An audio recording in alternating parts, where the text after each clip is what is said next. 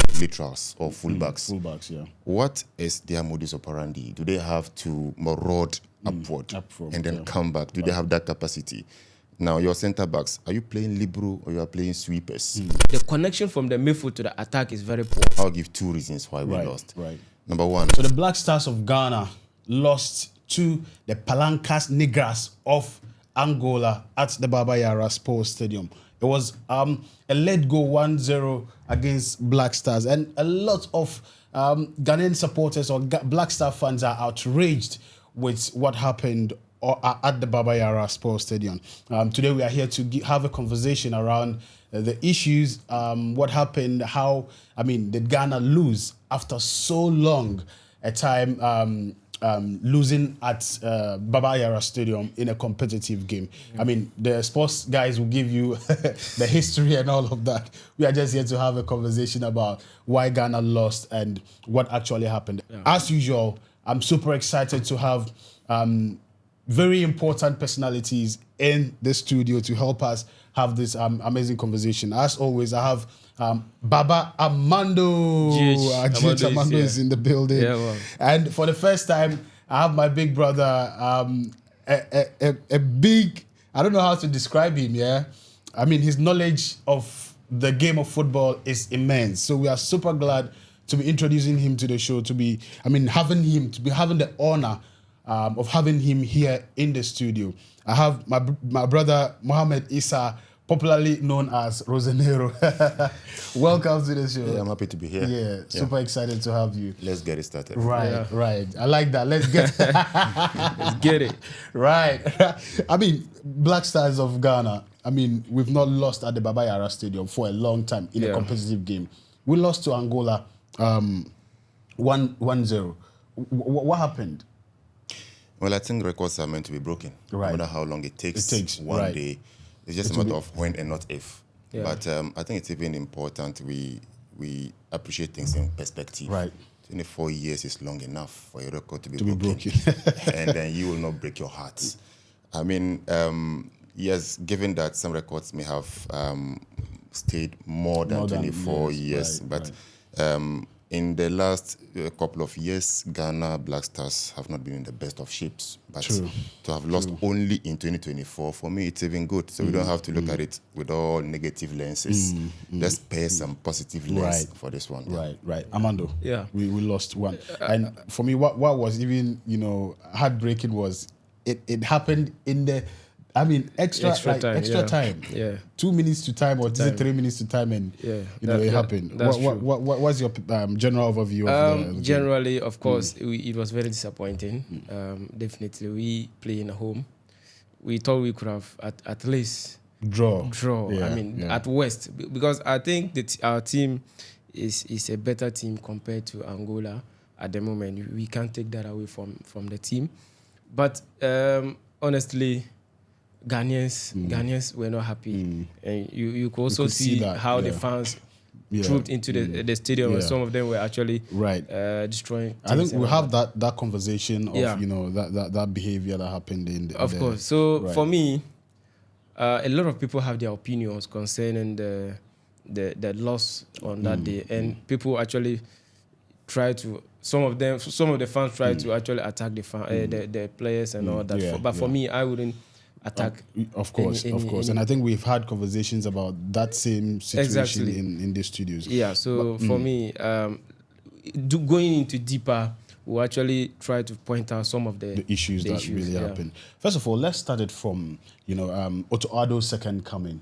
What is your perspective about his how he's played so far? I think he's won 2 games since he came. Yeah. Well, I think that they normally say you don't go back to your ex. But Otto has gone back to his ex, or need I say the GFA went back for its ex in Otto Addo. What went wrong in Otto Addo 1? Now we are having Otto Addo 2. Yeah. There must be some T's to cross. There must be some I's to dot. Wow. But there's no time for jokes. These are qualifiers for a continental championship, an AFCON one. You understand? Now, Game 1 has gone. We have 5 more games. Yeah. How can he make amends in these games?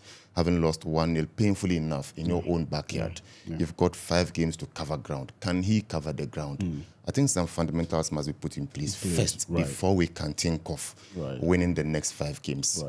Instead of thinking the next 5 games, let's look at the next game against Niger. That is most important.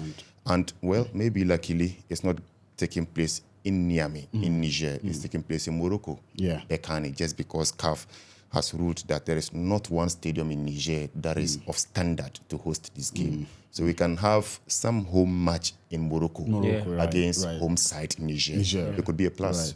And even that issue of stadium not being fit for purpose, I think even in Ghana, we still need to have that conversation. But we'll get into that towards the end of the game. Otto Addo, I mean, a lot of people have touted him as a great coach. We are just having a conversation around, I mean, general issues. Do you think his second coming, he has actually already made you excited that this is the man for the job, going into AFCON, going into the World Cup?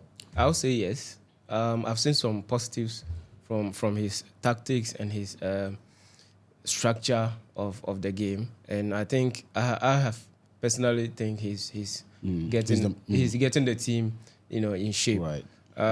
We just need to help him as a country, as a nation. Of course, he can't do it alone. There are some particular structures that he needs to use to support himself and support his plans as well. So for me, the nation needs to support him in that regard. Talking about the facilities and the necessary, equipment that he needs. Other than that, I think he's from what I've seen in the field of play, I think we've seen a lot of improvement from the system, the approach of games and everything. I think I have seen improvement. So I think there's positiveness. They always say that in every game, there must either be a win or a loss or a draw. Ghana lost. In looking at the game, where did you think Ghana lost the game? Like, just analyzing the game in perspective, where did we lose? Unfortunately, I wish I could say that the reasons why we lost only emanated from this game, but for me, it has been coming. It has been in place for quite some time. I'll give 2 reasons why we lost. Number 1, I think that the organizational structure of the Black Stars has got to be improved upon. Number 2, in-game management. How do we organize the back line, whether we are playing back 3 or back 4? What is the fashion of the back line like? You understand? So you have 2 center backs, you have laterals or fullbacks. What is their modus operandi? Do they have to maraud upward and then come back? Do they have that capacity? Now, your center backs, are you playing libero or you are playing sweepers? I still do not see a clear definition regarding this. I think we must stick to one game plan and then grow with it. Now, come to the midfield. Bookmakers will tell you that the midfield combination must have industry, it must have technique. We normally have 6 and 8, as we see in local parlance, 6 and 8. Now, the one you have as DM, he must provide industry. He must be industrious to cover every blade of grass. Take back possession from the opponent. You must have another midfielder who has technique, who is skillful enough to pass the ball admirably well. Do we have that combination? I think we still need some definition to give to it. Now, up front, do you have clinical finishers or you have goal poachers? Clinical finisher who has the ability to take the ball, outwit 2-3 markers and score a goal. Beautiful, as they say, golazo. Or you have just goal poachers. He may not be clinical, he may not be skillful, but he scores anyway, which is most important. Is that the type of striker you have?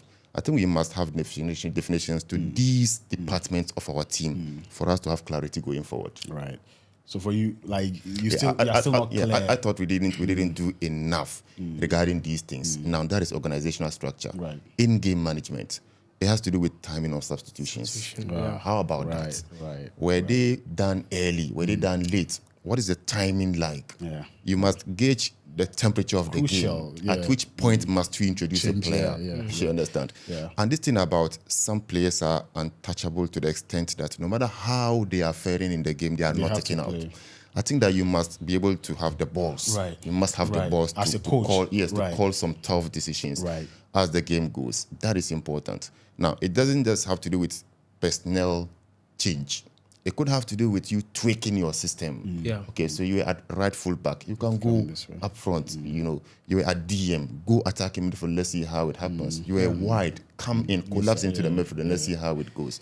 I think that I don't see something as concrete from Otto Addo in this aspect of our game. Defined, definite. Yeah. Yeah. Right. Let me come to Yes, you. of course, I agree with our big brother here. He has said it all, and I think technically he has, actually analyzed everything that was done. But for me, I'll take it from the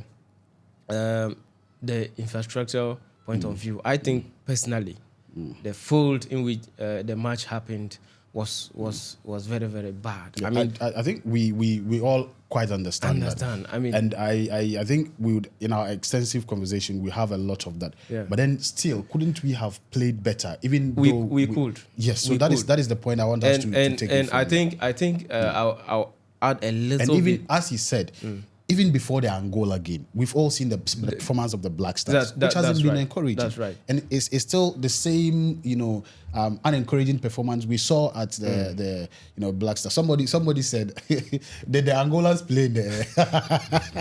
They all played on the same pitch. Yeah, of right. course. Yeah. Though, I mean, we have to accept the fact that, the pitches are not the best. Yeah. But then you cannot use that as an excuse. Yeah. So far as you agree to play on that pitch, you must get your heads up. Yeah. And of course, the tactics our brother was talking about. Right. I've also realized that we concentrate more on the passing of the ball from the defense to the midfield. The connection from the midfield to the attack is very poor. From the midfield to the defense, we have a solid, build up. But when it reaches the midfield, how to connect it to the attack has been a problem. I don't know whether it has to do with the familiarities of the players themselves, but I think that also contributed to our loss in that game. Right. And you could see that Partey, Kudus, and all were very comfortable, passing the ball very well, but they couldn't actually link with their attackers or their strikers very well. Right. So let's look at the game itself. The players that played. At the back, we had Lamte, we had Mumin, we also had Salisu and Seydou at the left. Yeah. Unfortunately, Juku wasn't present. Mumin had to come in for him. What did you see transpire? Do you think there's an improvement with regards to our defense, or you think there's still just nothing to appreciate about what happened against Angola? Okay, so the centre backs. Yes. Salisu. Right. I am yet to be fully convinced that we have a truly confident centre back. Right. I see a disparity between his performances for club and national team. Right. I do not say he doesn't give his all for the Black Stars. I do not say that.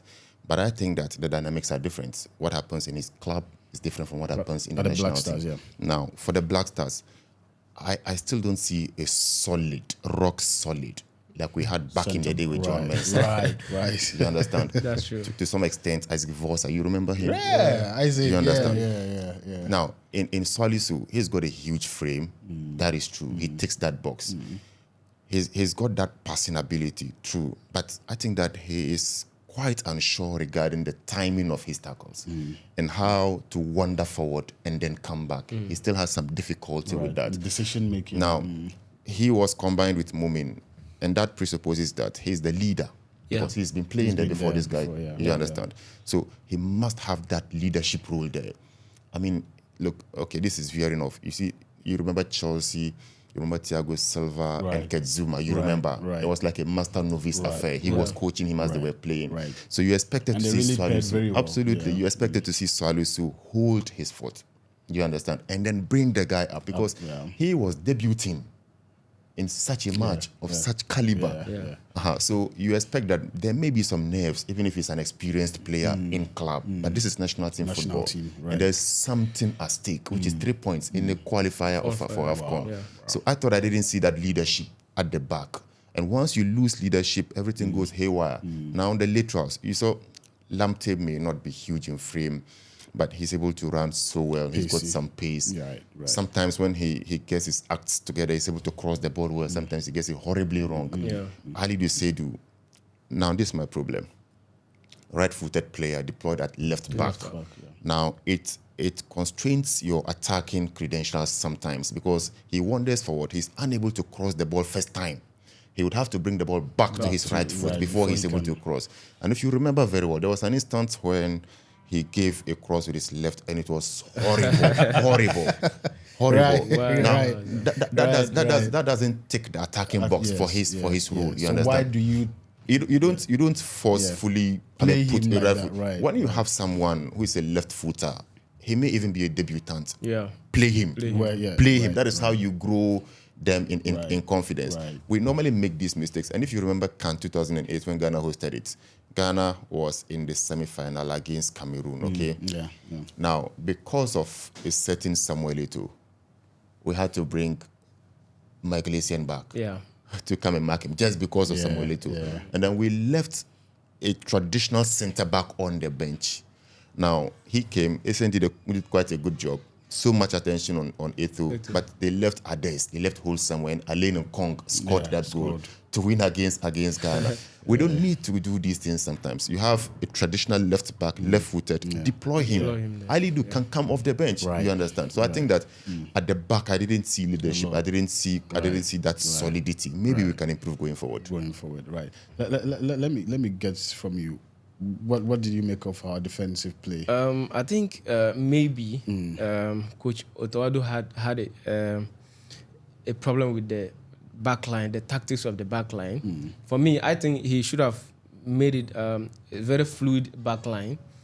In my opinion, I think Tariq Lamptey should have been deployed as the attacking fullback in that game, making Alidu Seidu the more defensive fullback. He should have been the one doing that. At least when we attack, then the backline will now be three. Because I think what we all know him for is his the defensive abilities. So that's what I thought he would do. Maybe if we are attacking or if we are building up, then the back will now be three. Alidu, Salis, and at the moment, and then Tariq Lamptey will now move forward as a winger because he has the pace and the crossing ability. That's what I thought he was going to do. And then maybe if Tariq Lamptey goes up there, then Fatawu will now drift in. That means we can overload the forward to create more chances. But he didn't do that, and I was a little bit, Quickly, let's touch on the midfield and then the attackers. Did you really have any highlights that you feel like the coach can, build up on? Now, previously, I think he spoke about something, and I thought it had to do with transitioning of the game. How the ball moves from the back to midfield and then attack. And then according to him, when the ball gets to the midfield, before it gets to attack, it takes some time. There's some wastage of time. I quite agree with him. Now, what we must also not lose sight of is that as a midfielder, with your quality, and up there, what they look at for is that there must be some time frame within which the ball is kept in midfield. Right. You must not waste time. Lest your opponents will cover. You understand? And when they cover, you find it extremely difficult to penetrate. So as a midfielder, you must cut down on twists and turns. Don't keep the ball for long. Advance with the ball. And that is what some coaches look for up there in Europe and elsewhere. You don't have to keep the ball for quite a long time in midfield. When you do that, you kill the momentum. There may be some attack, and like a counter-attack. A counter-attack is like it has a lifespan. There's a lifespan to a counter-attack.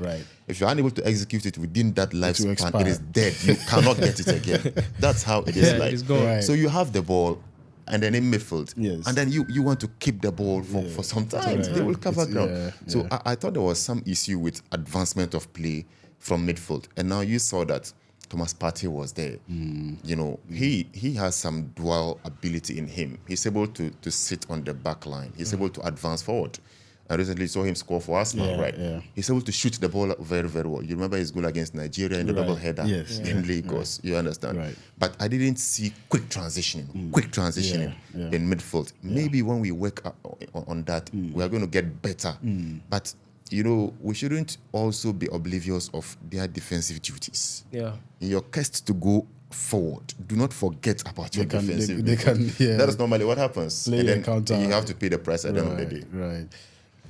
Yes, I was actually surprised about that midfield pairing of Thomas Partey, Owusu.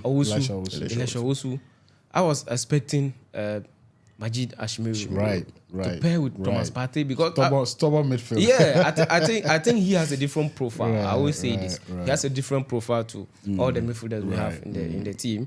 He has that ability. Our brother is saying the transitional type of player. He can pick the ball from the defense, drive with it to the attack. I think Elisha also has some similar like profile with Partey. He can't do that. He only do the tackle and then release the ball and he'll stay. So I think he should have balanced the midfield very well. And the timing of the substitution was very, very late. For me, I think he could have done it better. This game would have been at least a draw. Right. So you spoke about in-game management. If you look at the Angolans, their coach was able to do substitutions way earlier than... Very early. Do you have any idea why Otto Addo actually had to wait to make substitutions in the last minute? When visibly our players were worn out, they were tired. They couldn't actually, stand on the ball anymore. Stubborn loyalty. Stubborn loyalty. That's true. I mean, you have your starting team, yes. Right. I mean, look, spare some loyalty for that team. That is true. But when the dynamics change, change it. Yes, your system. You understand? You spoke of the Angolans. When they began to do substitutions, I was scared. I was like, and so I'm not even cutting you. You realize that the goal they scored, it was because their players were still active. That's why I'm driving. Our players were standing there. That's why I'm driving. He couldn't run. He was standing there, and the player outpaced him. You saw that he was lining up substitutions to effect. Right. When the game was at 0-0. So you're like, so this guy even wants to win this game. Yeah. In your home. He was intent. He showed intent to win the game. Do you understand? When he could have been, okay with a draw, 1 point. Yeah. But he pushed for a winner, and winner came. He got the winner. And it was born out of the subs he brought on. If you check, he's the substitute that scored the goal. So he came in with new energy. And he had pace to bend. He was giving Ali Disedu troubles at left back. It took his cut back for a moment to misplace his clearance for the guy to score the goal. So he did his substitutions to perfection because it gave him results. What about ours? The stark different opposites. You understand? So I think that sometimes our coaches want to wait till some time, and this wasn't a game that was to go into extra time for you to want to delay your substitution. It was going to be done in 90 minutes. And some coaches, they begin to make their subs from 60 minutes going. Right. You didn't see that from Otto Addo. Right. Clearly, some players I don't know whether it is a Ghana thing or what, because even with Kwesi Appiah, I remember we having this same issue of late substitutions. It's about being hopeful that maybe he will still come back into the game. Maybe he will still come into the game, and he doesn't come. And the other thing is that I think this is psychological. Sometimes the fans call for subs. They call for substitutions. So the coach doesn't want to make it look like the fans dictated it. But I mean, what does it take out of your CV? Nothing. You are the one who calls the shots. You get it right. We if it's a win, you are the coach. You get it wrong, we give you the flag. Right. What do you make of the substitutions? I agree. To be honest, I thought from the first half he should have made at least some strong decisions right from the first half, because you could see some of the players were poor, very poor in the first half. Our own brother Fatai Saku was somebody who struggled a lot in the game yesterday. So I thought he could have substituted him very early, bringing Joseph Peso, who has a very good season in the USA. also, I think Ashimeru should have come in very early. If not, I wanted him to start, but he didn't start. So he should have come very early in the game, like the 60s, even 70s. I mean, how do you expect a player to pick up from the 80 plus minute going? I mean, they couldn't possibly affect the game. So I think he could have done better. That was also one of the reasons why we exactly because for me, I saw that clearly when the guy was about to cross the ball. I saw that guy running from behind when our players were all standing there. Of course, I mean, waiting for the defender to clear, but forgetting that with clearance anything can happen. And we knew of the state of the pitch, and then you know, right? That takes me to this whole conversation of bad pitches, and I mean all over Ghana. Not even the pitch itself. There are even complaints with regards to the other facilities at the stadium. What is happening to Ghana football? What is happening to our stadia? What is happening? Because if other countries are being banned for bad pitches, I don't think this was a pitch that should have qualified to be played on. No, I agree. So you blame Ghana sports authorities, you blame CAF to some extent. Right. Yeah. Look, from there off, if CAF had banned us from using this We stadium, would have stood up. it would have been a perfect decision. I agree. Honestly, I thought that the GFA and the bosses that may have done certain things behind the scenes, right, to just get it CAF right. Yeah, I mean, put things in shape, right, in some relatively short period for CAF to pass the venue fit. But I mean, you saw the pitch, and you saw the post match comments from the Angolan coach. He says Ghana as a nation deserves a better and future. this is a bad name to the country. Ghana. This shouldn't be said about anybody. And to think that this is the only stadium in Ghana that could even attempt to host this game in this country at this point in time. Whoa. It's shameful. Whoa. It's shameful. Whoa. Yeah. Now look at this. It's about infrastructural deficit. And let me take it from this angle. At the GFA, there's a club licensing department. Right. That has the club licensing regulation. You know, so ahead of the kickoff to every season, they must go around all match venues to inspect to see they are okay, fit for purpose.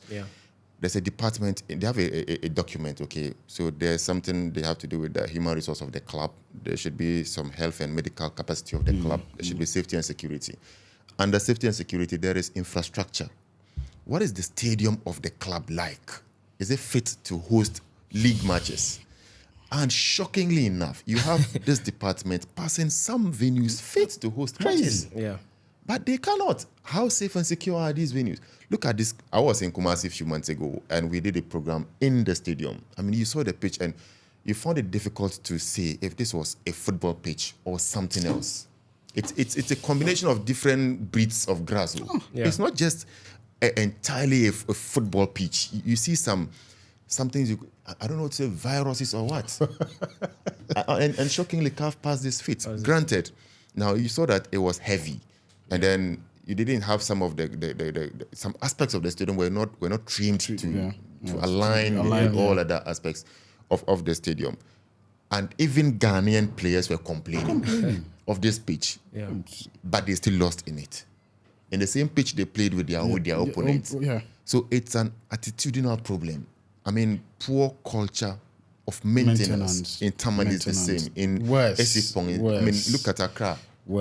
Today, the only plush stadium we have in Ghana is the new one, TNA in Takwa. In Takwa, where Midiama play. They recently played against Kotoko in the Champion of Champions, which I think Kotoko won. I think that's a private stadium. Yes, I think so. It's part of the corporate social responsibility of Goldfields. They built it for them. So this is not a government facility. So I understand that the National Sports Authority wanted to adopt it to take care of it, but they said, no, come on, we are sorry. We can manage our thing. And you cannot begrudge them, can you? We know your record. Look at Ali Mama here. Come on. Ali Mama Stadium. Come on. There is not one working a washroom in good shape. Just go check it. And this stadium costs a lot of money. And you see, why don't we maintain them? You see fire extinguishers hanged everywhere. It is one thing being hanged. It is another thing being working. I mean, look at this. Everywhere in Ghana is the same thing. Crazy. Even the game we played against Nigeria. Yeah. I mean, playoff for the World Cup. Yeah. We had to race against time. Yeah. For CAF to pass Baba Yara fit to host that game. And always it's the same thing. I don't get it. I know you want to talk more about the pitch. I was very, very, embarrassed as a Ghanaian watching a football match hosted by my nation, and the pitch was so horrible to that extent. Our big brother is here. I know he follows a lot of African football. Right. Arguably, this might be the worst stadium to host an AFCON qualifier. We can put that on a record or on a debate table. But to me, that's what I think. I'm really surprised the CAF actually approved that. Of course, we can say most of our players are not local-based players, but we can possibly say it's only because of that we lost the game. Yeah. Of course, I agree with that statement in a bit. You could argue that, okay, let's say they were a bit worried about injuries and all that, thinking that instinctively, I can make a wrong turn and I can hurt myself. Most of them, you can remember in the first 11, Ghana actually has about 6 English Premier League players. So you can imagine this kind of profile. Most of them, you rightly put it. We cannot entirely say that it is the pitch. But for me, I just feel that we could have actually done better. There are a lot of the things that, Jordan Ayew had a free kick. You are passing the ball to Kudus, and the ball couldn't reach Kudus. Yes, come on. You started on the pitch. You know how the pitch. As a professional, you should know how to. When they come home, they play on these pitches. Yeah, I agree. But to be honest, I felt bad for a few of the players who are foreign-based Ghanaians. They grew up using this beautiful stadium, these beautiful pitches, and to get disappointed by their own people with this kind of pitch. Right. It doesn't make sense. It was so bad. And thanks for always watching the videos, and subscribe if you are watching for the first time. We are super grateful for your support, all true and true. And also smash that like button. It helps the videos to get far and far right. Thanks for watching, and we see you in the next episode. Peace. We out.